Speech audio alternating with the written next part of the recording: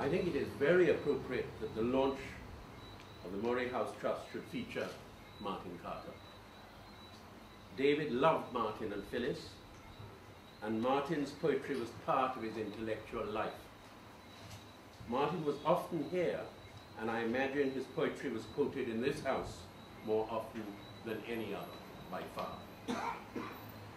Martin's spirit and his gleaming words are hovering near, I'm sure about that. I also knew Martin very well for a long time, and I'm glad to say a few words about him on this very special occasion. Martin died 14 years ago.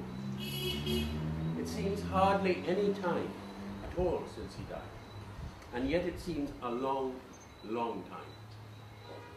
When death seems like that, it is because every day the death is still heavy in our lives, and because simultaneously the time before the death seems agonizingly far and irretrievably lost. It is a feeling anyone has when someone close and deeply loved for a long time dies, and you know at once and forever, with a thud of dreadful loss, that the world for you will never be the same again. Never so good, never so true, never so comprehensible. Some essence, some pith has gone and will not return. Martin's death was one of those rare deaths when the losses seem to grow heavier as time passes. Heavy for the nation, it certainly remains.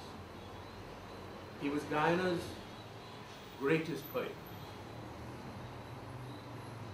That is simply said, but somehow not half enough is said in saying it.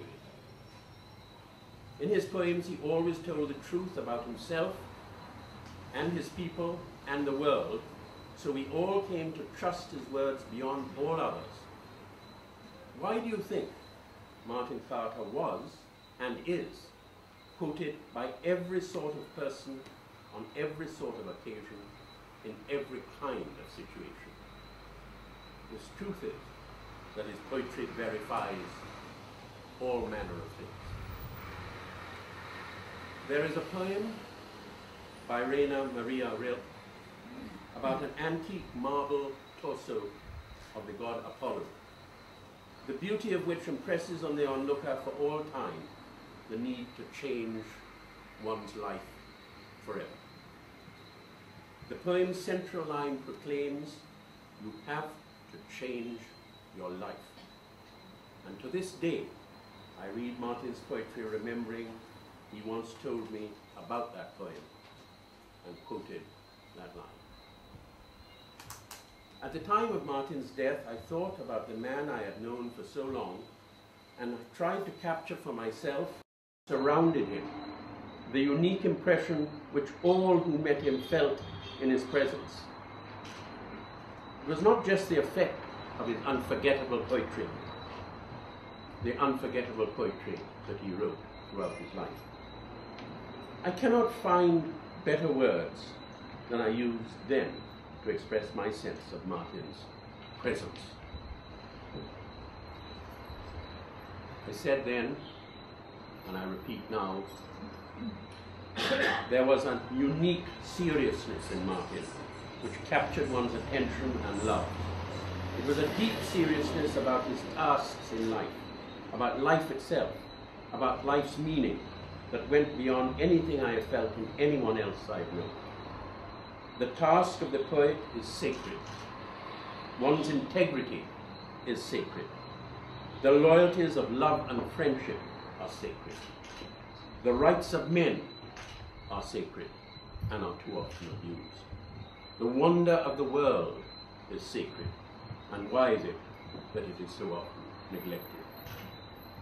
A counter aspect of his abiding seriousness about such things was the bitterness and despair he felt and often expressed about the brutishness of men, the extraordinary superficiality and hollowness of public affairs, the spiritual desolation that seems to have entrenched itself everywhere. The plunge of the world into hatred and ignorance. All this may make him seem a heavy and humorless man. Far, far from it. He could laugh and carouse with the very, very best of the laughers and carousers.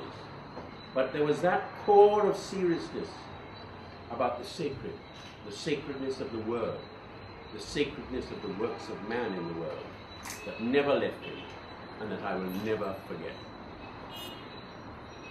And now, I would just like to add a memory which is very vivid to me still. It is of dining one night with Martin in the company of David Vicarius, Miles Fitzpatrick, Lloyd Servo, and Rupert Moray. It was not long before Martin died.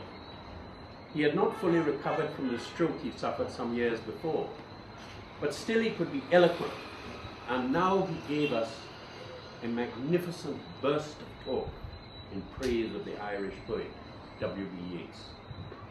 He ended by calling for someone to read Yeats's poem Among School Children, which he said was perhaps the greatest poem ever written. Miles went to get Yeats's collected poems from his library, and Rupert found and read the great poem most movingly. And forever I have this picture. I have this picture of Martin in his seat, leaning forward, thumb pressed to his cheek, and forefinger at his forehead, tears coming to his eyes as the poem came to its marvelous end. O chestnut tree, great-rooted blossomer, are you the leaf, the blossom, or the bowl? O body swayed to music, O brightening glance, how can we know the dancer from the dance?